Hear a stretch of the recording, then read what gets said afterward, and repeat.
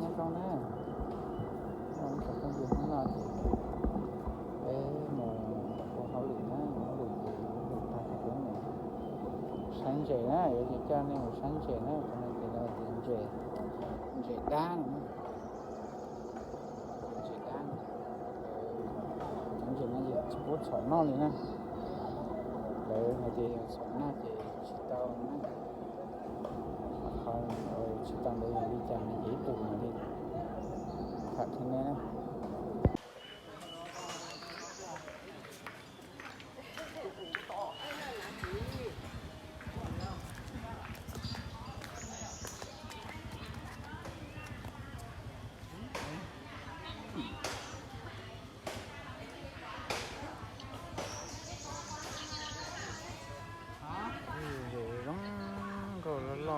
con giờ lip lông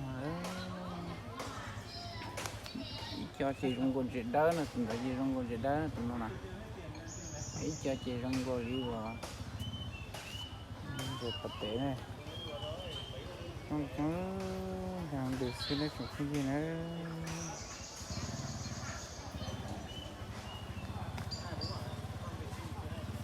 lo hết chứ nó nè lọt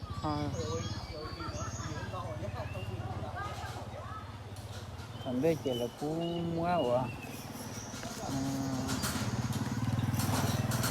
ta chỉ cái nó đấy cái nào vậy là chỉ cú rồi này lo còn có chỉ đất lông ấy là tiền chỉ đá nữa chỉ cú à con này to chưa chỉ cú à con này đẹp chưa đó ha thì lo thì tiền nữa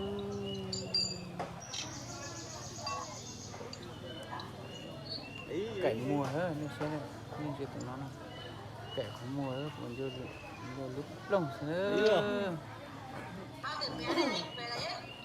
20k 20k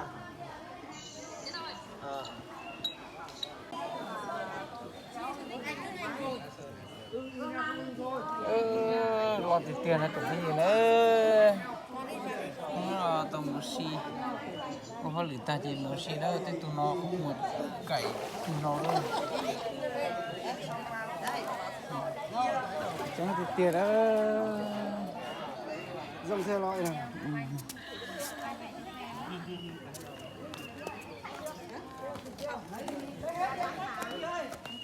ok đẹp nè, cái này, cái này, nó chưa có thì tiền đi nữa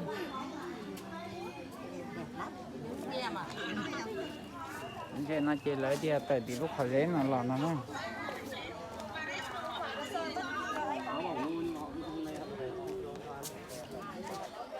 nó cho sờ nhỉ đây sờ lại đây đây sờ một đầu to đây em chưa chị yên vào đi nó xếp hàng gì mà nó xếp hàng để chờ ăn đấy nó thì tiền bây giờ nó không cấm không cho ăn nhỉ không cấm nó cắn ngón tay đấy không rồi nó cắn nó có răng nó tránh xa mình mà nó không ở đâu nó chỉ ở trong nguồn ra kiểu dạng như mó nó chảy nhỏ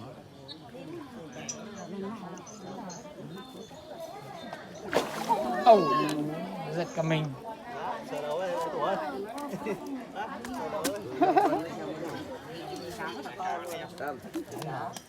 nó giờ lúc bỏ còn tẩy nó đó chụp cái gì đây đẩy chân lên đây này đẩy đi lên đây này lúc họ lấy nó lò á anh về nó chỉ mình cả được không nó anh tẩy là chỉ mình tẩy không nó lò đơn giản là nó không biết không ra nhiều như mọi khi nghe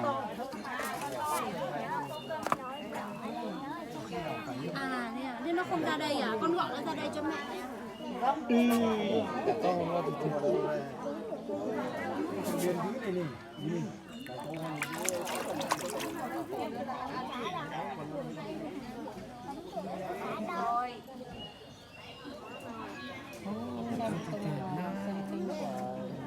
nó lo thì cứ Quá to nhờ.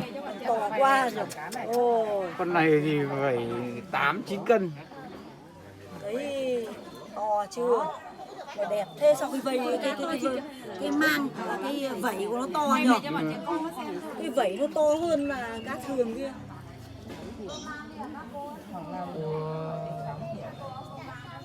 Nó ra to luôn.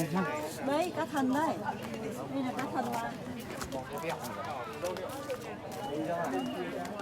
Tẩy đủ phải nào thế này.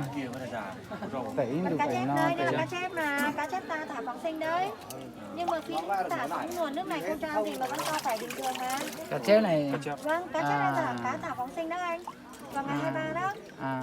Nhưng mà khi đã thả xuống nguồn nước này thì tôi cũng theo cá này vào chung ha. Vì sao vào đây mày nói như vậy? Có thời điểm ấy 5-7 con cá chép màu vàng, có những con cá đuôi nó như người ta gọi là cá chép hóa rồng á. Nó dài cái đuôi, cái vây của nó đẹp lắm. Có thời điểm nó ra đến 5-7 con, nhưng có thời điểm nó không ra một con nào cả. Nhưng mà khi đã thả xuống đây thì người ta không cho ăn gì mà nó vẫn to béo bình thường mà. Nhưng mà trước đây em thấy họ vẫn cho ăn ấy mà nhỉ, chứ cho ăn bỏng ngô bình thường. Lũ phải cho ăn để cá mới nổi lên. Thì mình mới xem được, còn mùa này mùa cạn nước ai cũng cho ăn, nó không thải được hết cái lượng thức ăn dư thừa, nó gây ô nhiễm. Trong này rất rộng lắm nhỉ. Bên trong này nó rỗng anh ơi, rỗng toàn bộ rộng như một lòng hồ. Còn nếu chúng ta muốn tìm kiểu kỹ hơn ấy thì lướt vào xem YouTube của Hoàng Nam bí ẩn hang cá xuống phần 3 tập 36 Hoàng Nam nó quay trực tiếp vào trên hang động ấy. Nó chui trên kia Tức là ở vào. trên hang động có một cái lối xuống. Có cả cá chép à? Có cá chép thả phóng sinh Cá đấy. chép to đấy. To lắm, có những con còn to hơn. Cái này chắc khoảng tầm độ 5 cân nhỉ? Chả đến đâu. Đến. Cá chép đấy làm gì đến 5 cân. Trong này nó phải có hang, có hang có. Đấy, con gì làm gì 4-5 cân đấy. Bạ hơn 3 cân đâu nhỉ? Chả đến 5 cân, cá 5 cân cá chết to. Đúng rồi. Trên đây còn hang động đẹp lắm, mình có lên tham quan không các anh? Trên đây chỉ có suối cá với to hang thôi. Đi xem cho biết tới, đi lên trên đấy là xem bò. Thị trường 3 đi đâu nhỉ? Lên hang động này.